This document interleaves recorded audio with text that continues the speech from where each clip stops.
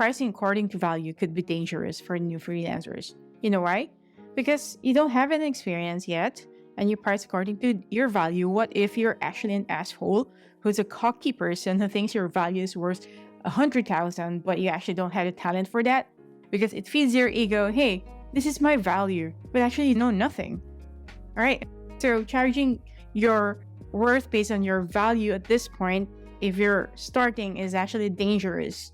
What can I suggest is check. If you're a freelancer or business owner, the Article and Design podcast is a must listen. Hosted by experienced freelancer of over 10 years, Margaret Sulapas. Article and Design podcast covers a range of topics that will help you run your business more effectively. You'll learn about time management, marketing, pricing, and more. And because it's made by freelancers for freelancers, you can be sure that the advice is relevant and useful. If you want to improve your business skills and knowledge, tune into Article and Design podcast every Saturday. Now listen up and enjoy the show. Imagine never buying another freelancing course again. Imagine having one website that has everything you need in building a service-based business. Imagine getting inside a practitioner's mind for over 10 years and not a self-proclaimed overnight success. Imagine learning from people who were ahead of you and holding you by the hand.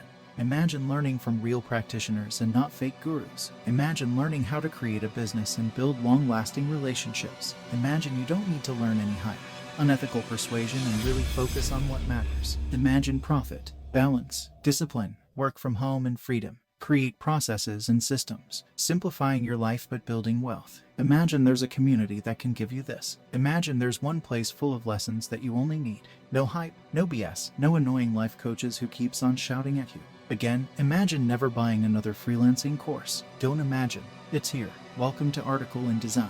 We've been waiting for you. Join the world of Article and Design Pro, where your dreams are transformed into reality, where you earn a living you can be proud of, where you can get paid often and set clients for life, where you build a business and not be a freelancer forever. Join us and become an ND Pro member. I am Ethan, Article and Design's AI voice. Go to www.articleanddesign.com and see you there where the water is fine. Welcome to the Article and Design podcast made for Filipino freelancers and digital business owners to help you grow and succeed in your freelancing business. So I'm your host, Margaret Sulapas. I'm a freelance digital marketing strategist for over 10 years now, and I'm the owner of Article and Design. Today, in this solo episode, we're going to dive into the top 3 things that you need to nail down how to get clients in freelancing. So let's not get things complicated, guys. We only need top 3 things. So this top 3 things is called the S.P.Y method. So the S.P.Y method, or the S.P.Y stands for S is for super clients, P is for painful problem, and Y is actually your solution. So I repeat, super clients, painful problem, and your solution. So that is S.P.Y. So this S.P.Y method is discussed thoroughly in our Super Freelancers course, the only freelancing course you'll ever need if you're an aspiring Filipino freelancer. The language used in this course is Filipino English or Taglish. So if you understand Tagalog and English, then this is the course for you. So it is a comprehensive 21 steps course, all right? Video lessons for Filipinos who wanted to become a freelancer, or for existing freelancers who wanted to take off or put their freelance business to the next level. If you're struggling to find clients or just want to improve your freelancing game, you won't want to miss this episode, guys. So listen up now, take down notes, and just focus on this episode for the rest of the 15 minutes or less than 15 minutes of your time. So again, let's not waste time because time is precious, time is gold. So let's discuss the 3 essential things you need to nail down in order for you to get clients. This S.P.Y method. So part 1 is S is the super clients. So it only means that you need to identify your target market. So let's talk about super clients or your target market.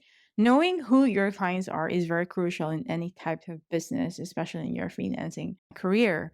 So here are some tips on how to help you identify your super clients. So first is if you can define your niche, or you choose a specific industry, topic, or service that you have an expertise or a passion that you wanted to learn about that niche, because it will make your life a lot easier.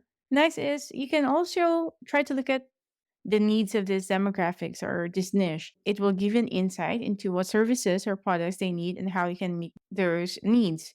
For example, you connect with people in your target market through social media, forums, or industry events, and this will actually help you build or gain some insights and find the market or potential clients that you're comfortable working. Because at the end of the day, the reason why you chose to build a freelance business is because you wanted to do something that you love, all right, in a way. Because if you just wanted to do something that you want to earn money, then that would be, there are a lot of things that you can earn money easily than doing a freelance business. So you get what I'm saying. So identify your super clients. Again, if you want to dive deep, I discussed this already in our A&D Pro membership, and of course the Super Freelancers course. And next is part 2 is the painful problem. As I've mentioned earlier, which is I alluded to earlier, that when you get to identify your target market or your super clients, you get to know the needs, the probable problems that they have. So your services, later on we'll discuss, your solution should solve a significant issue for your clients. So how could you identify the painful problem, Margaret? So first, as I've said, first you've identified the niche or your target market. Okay, for example, I wanted to work with podcasters, Margaret. All right, so you survey these podcasters, you read a lot of forums, etc. You can talk with a few podcasters, survey your audience. All right. Next is you analyze the competitors.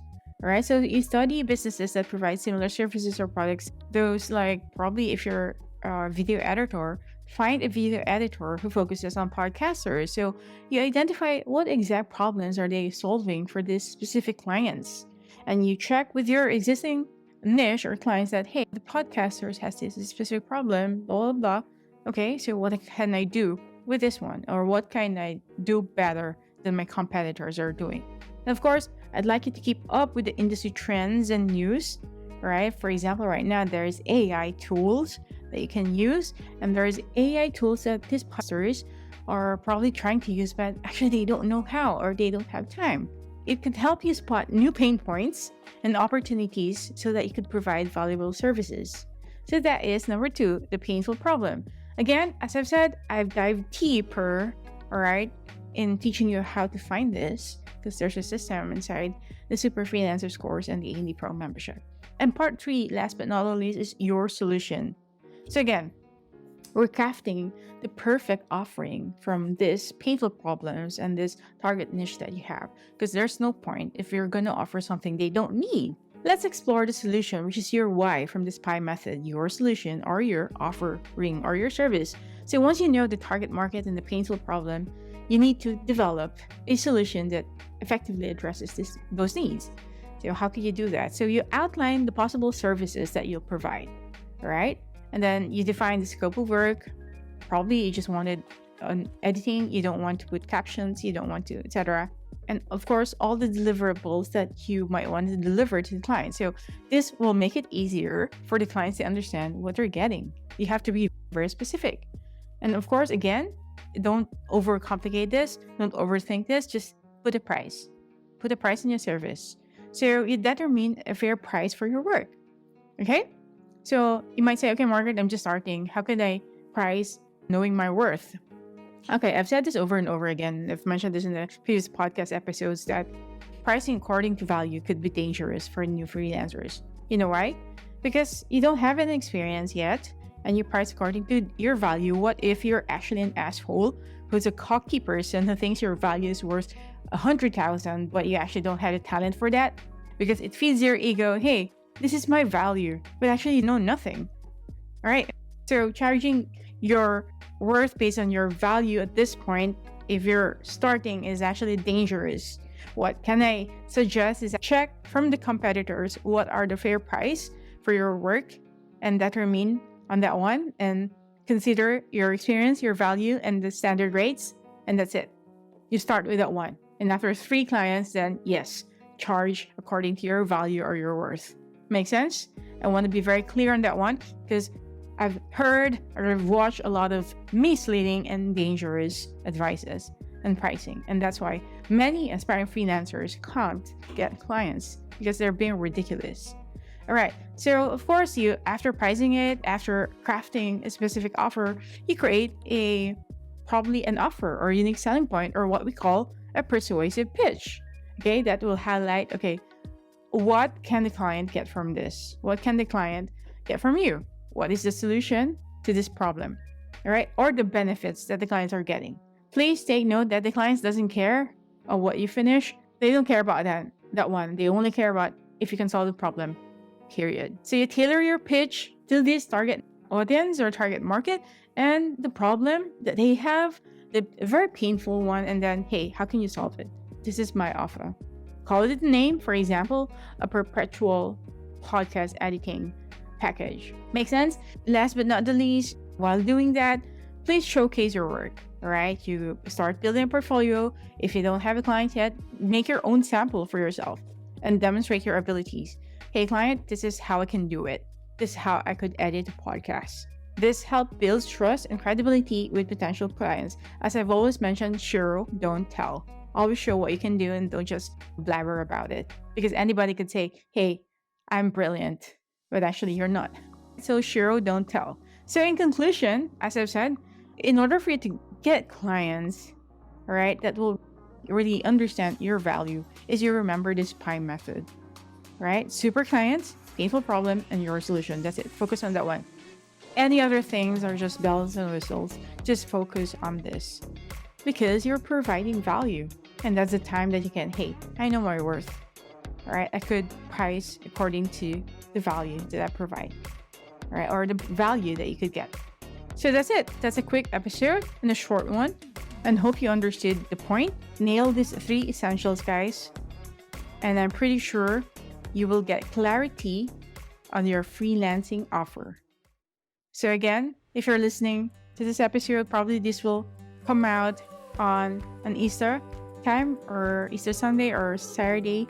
So I hope you're getting the rest that you need. And I hope you're spending time with your families. And if you're overwhelmed, overworked, please focus on yourself. Love yourself. Have some self-care. If you need to rest, if you need to stop, if you need to pause, don't think. Have a rest. You can start again tomorrow. You can start in the next 3 days. You can start after a week. Don't be too hard on yourself. So thank you again for joining us on this Article and Design podcast. I'm your host, Margaret, and I hope you found this episode helpful. Please share it with your friends. And if you're listening to this on Spotify, please follow us and give us a review or a rating. You can rate the Spotify right now. Or if you're listening to this on Apple Podcasts, please give us a review. And guys, many of you are watching this podcast episode on YouTube, all right? And many of you are not subscribers. Please, I request to please subscribe to us, hit that notification bell, and share it with your friends because that's the only way that you could actually support us aside from purchasing our courses and lessons. Again, don't forget to subscribe, rate, and review this podcast wherever you consume this podcast. So until next time, happy Easter, everyone, and happy freelancing. And if you have any questions, please direct us to our email at admin@articleanddesign.com. This is Margaret, and have a good one. I'll talk to you soon. Bye. Thank you for listening to our podcast. We hope you enjoyed the show and found content helpful, insightful, or entertaining.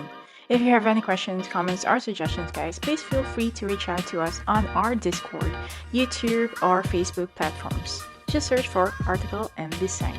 If you want to go to the next level, check out our website, articleanddesign.com, and be an A&D Pro member. Until next time, you super freelancers, stay grounded. Bye! Oh, hey, you're still here. Can you give us a minute and leave us a review on our Facebook page? Thank you so much.